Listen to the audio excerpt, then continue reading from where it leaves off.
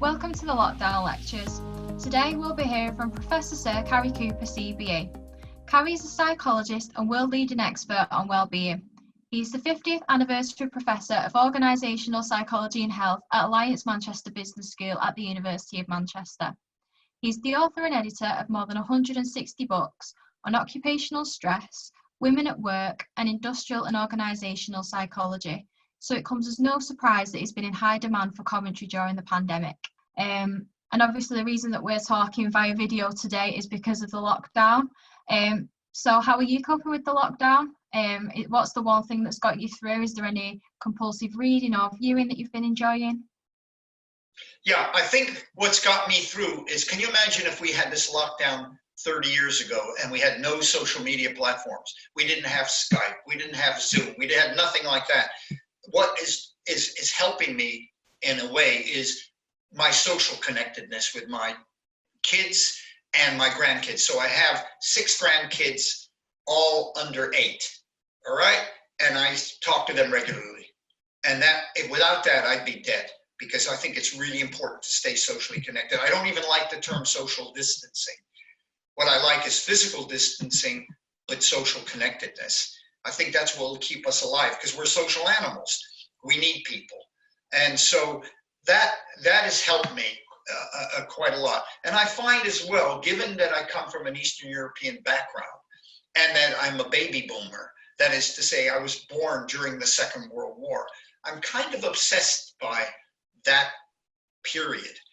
And given that I come from Eastern Europe, I'm an Eastern European Jew, that has made me, when I think about this scenario, it's very interesting how I decided to read more books about the Second World War. And given that it's the 75th anniversary of VE Day, Victory in Europe Day, it's been even more prominent.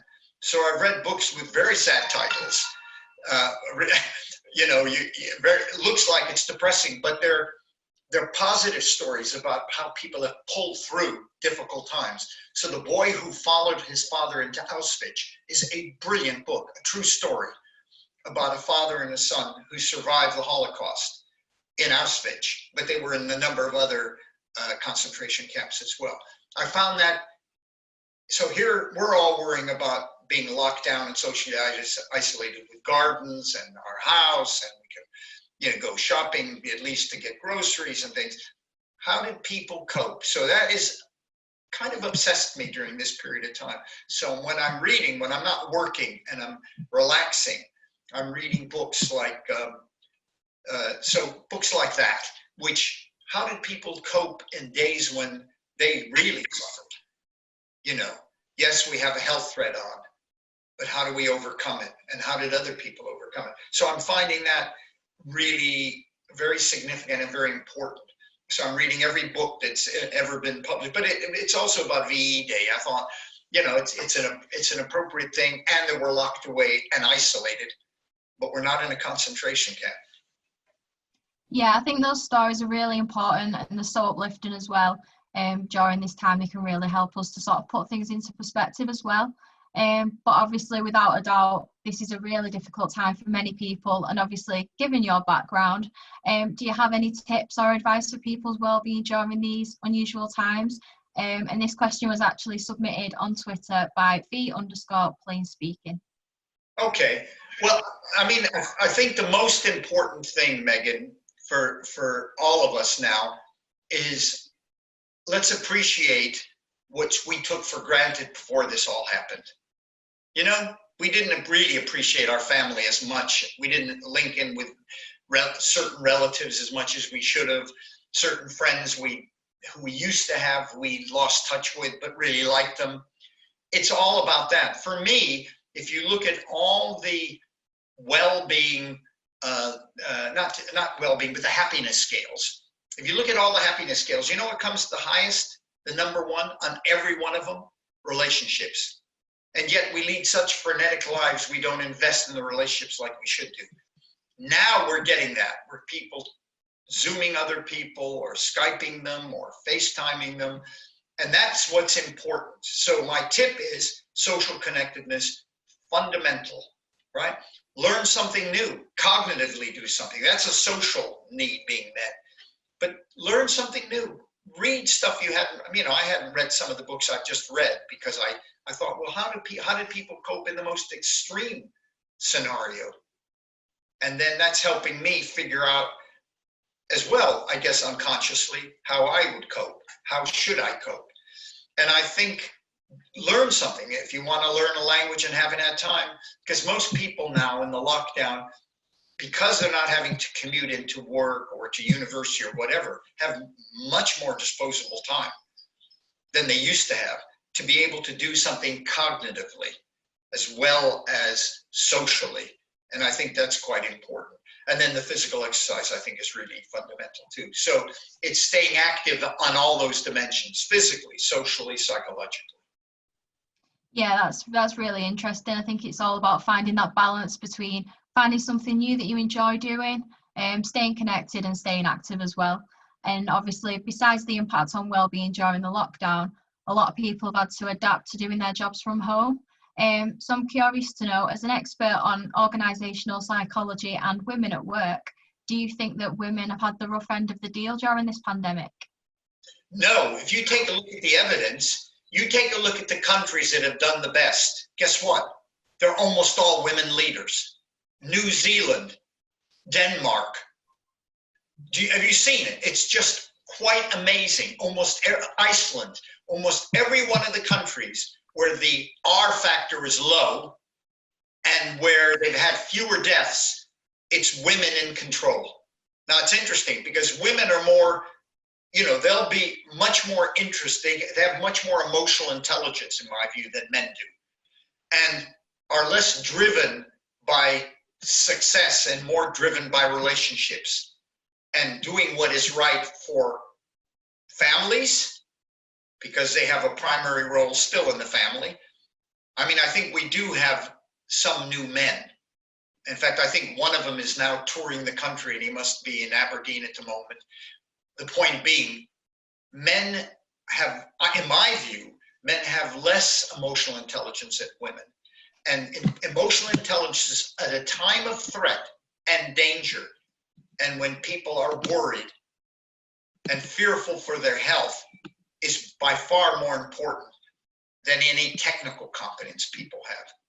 And so I think the thing that we are going to be learning about this pandemic is maybe we have the wrong leaders in the workplace and elsewhere, that maybe we need more who have the social, interpersonal skills, the EQ, than ever before. From a psychology point of view, we've been talking about leaders in every walk of life, like in the workplace, for example, having technical skills and being promoted on their technical skills, but not on their people skills.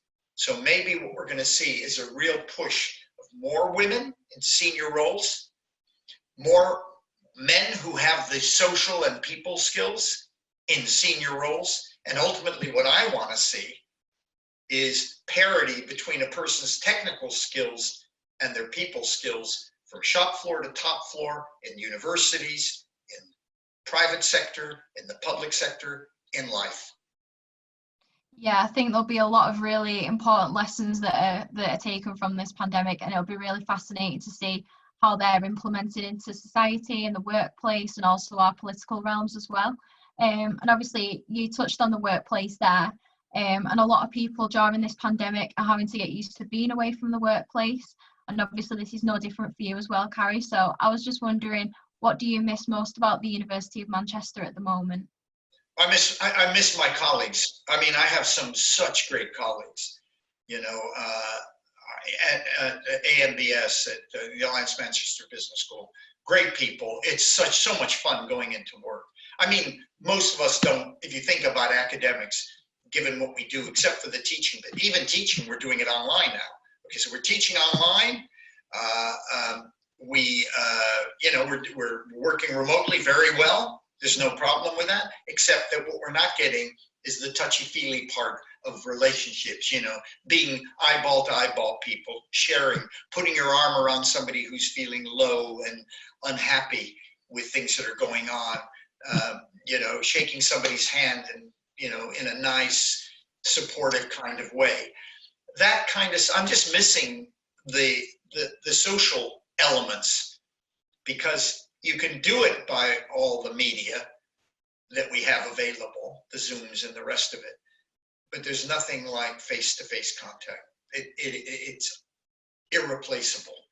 And so I'm missing that. And there's a great atmosphere at Manchester Business School that's just phenomenal. And new building, exciting people, lots of young people. Our students are brilliant, very friendly. And I think all of us are kind of missing that. That's why people will, when this is over, work much more flexibly, but they won't work 100% remotely. You can't do that. You have to see people eyeball to eyeball. We talk about lots of things in the workplace. We talk about Manchester City Football Club. We talk about whether we like our boss or not. We talk about the problems we're having in our relationships. We talk about Bojo, you know, the Prime Minister. We talk about all sorts of things, people, politics. That's what life's about. And that's what, in a way, is kind of missing. Yeah, I think a lot of people will agree with that, like the physical support, physical contact, face-to-face support as well. And obviously, Cary, your approach all the time for advice, tips, recommendations. But I was wondering what advice you would give to yourself. So looking back, what advice would you have given to yourself at the start of your career? And also, what advice would you have given to yourself at the start of the lockdown? Okay, at the start of my career, I think I was following at the beginning what my parents wanted me to do. Get a nice, proper job that pays well. You know, remember, they came from Eastern Europe. They didn't have very much money. They came to the States. They wanted me to be educated because you know, Jews are very much into education. And that's fine because they never had it. So they wanted me to have it. And I understood that. And I think I listened to them too much. And luckily, I was exposed by going to university to people who saw in me something I didn't see in myself. And then I got my own sense of purpose. So that's one bit of advice. Find what you like, what you enjoy doing, where you feel you can make a contribution. Please don't just listen to your parents or your teachers who want you to do X, Y, and Z. Unless the teacher really knows you and cares about you and sees something in you that when they tell you about it, you know there's a truth in it. There's something there. They really care about you. They're not trying to get you to go to Oxford and Cambridge because it enhances their status as a school. Do you know what I mean? Mm-hmm. They tell you because they know that's the best place for you to go. For the lockdown, I think it's about just being kind to people. Hey, what has this taught us, if anything else? Appreciate what you have. Don't be nasty to people. It's not worth it. Life is too short. Be as kind as you can to people. Think about people who you think themselves right now may be having difficulty being alone. Think about others, because if you think about others and you do for others, it enhances your own self-respect and self-esteem. I think if we've learned anything from this, is we're all in the same boat. Nobody's better than anybody else. And if we all just treat other people like we'd like our kids to be treated, that's the way I think about it now. When I'm ready to get angry with somebody, I then think to myself, what if that was my daughter receiving this from me at that end? Don't do it, Cary. Don't say it even though you're thinking it. Think about from their perspective. Kindness. Yeah, I think kindness can really go a long way during times like these. Cary, thank you so much for such an interesting talk earlier, and thank you for taking the time to chat to me today. It's been great, so take care. Yeah, you take care too, Megan. Thank you. We might have a cup of tea when the university comes back. Fingers crossed, that would be lovely. Fingers crossed. Take care of yourself. You too. Bye. Bye.